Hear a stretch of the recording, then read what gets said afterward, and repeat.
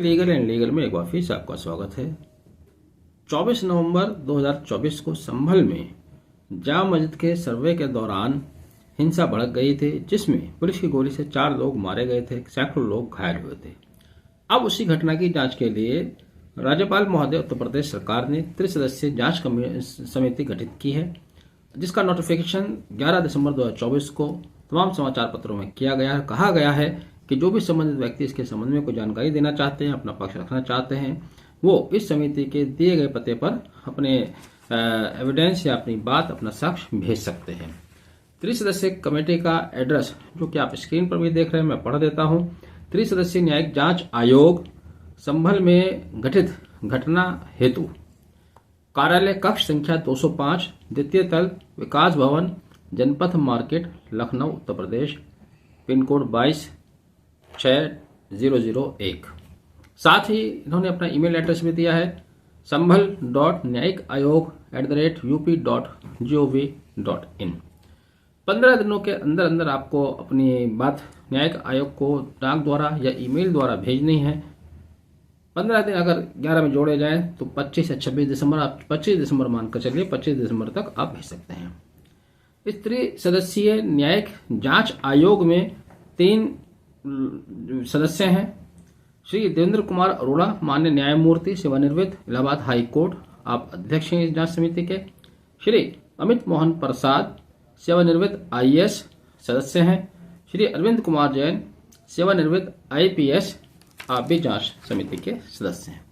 लेकिन इस नोटिफिकेशन को अगर आप ध्यान से पढ़ेंगे तो वहां से भी आपको उत्तर प्रदेश सरकार की मंशा जाहिर हो जाएगी कि इस जांच समिति का आखिर उद्देश्य क्या है।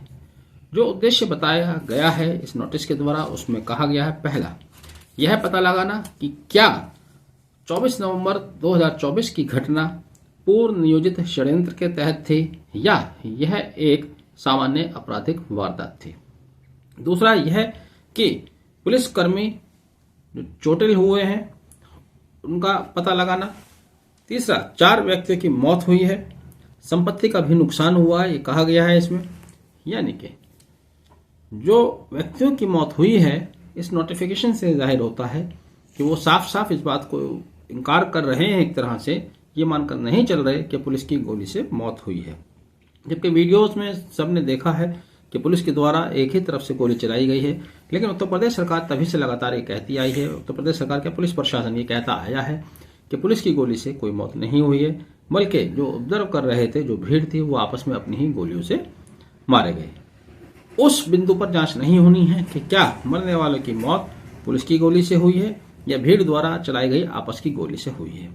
और पिछले 4-5 सालों एक नया ये ट्रेंड आया है, ये अभी से होना शुरू हुआ है कि जब जो सामने पब्लिक होती है वो अपनी ही गोली से मर जाते हैं। CNRC के दौर में भी हुआ और अब ये हुआ, और बीच में और भी घटनाएं हुई हैं, और आगे उत्तर प्रदेश में खुदा ना करे कि हो, अगर कोई ऐसी घटनाएं होती हैं तो वहां भी पुलिस की है एक पैटर्न, पुलिस का एक पैटर्न होता है, एक समय तक उसी पैटर्न पर चलते हैं।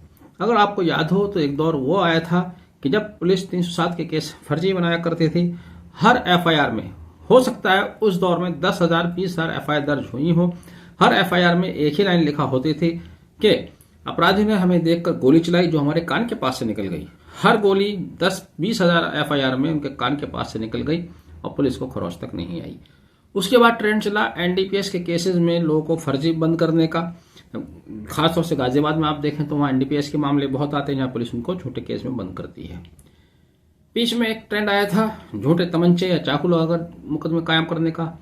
अब पुलिस और एडवांस हो गई, उससे और ज्यादा आगे चली गई है। भीड़ कहीं होती है, अपनी चॉइस के मुताबिक उनको गोली चलानी होती है, गोली चला देते हैं और बाद में दिखाया जाता है कि वह लोग आपस में अपनी ही गोलियों से मारे गए। बहरहाल ये त्रिसदस्यीय न्यायिक जांच आयोग का गठन किया गया है। इस जांच आयोग में जो भी संबंधित पक्षकार हैं, जो भी पीड़ित हैं या कोई अपनी बात कहना चाहते हैं, चश्मदीद हैं, उन्हें अपनी बात इस आयोग तक जरूर पहुंचानी चाहिए। और उम्मीद की जाती है कि आयोग ये एक फेयर रिपोर्ट भी देगा। उत्तर प्रदेश सरकार उसको माने ना माने, उस पर क्या अमल किया जाएगा वो अलग बात है। लेकिन जांच आयोग जो कि सेवानिवृत्त न्यायमूर्ति हैं, IAS हैं, IPS ऑफिसर हैं, इनसे उम्मीद ये की जाती है जो भी घटना में सच्चाई है उसके सामने लाने की कोशिश करेंगे। आपने वीडियो आखिर तक देखा, thank you, have a nice day.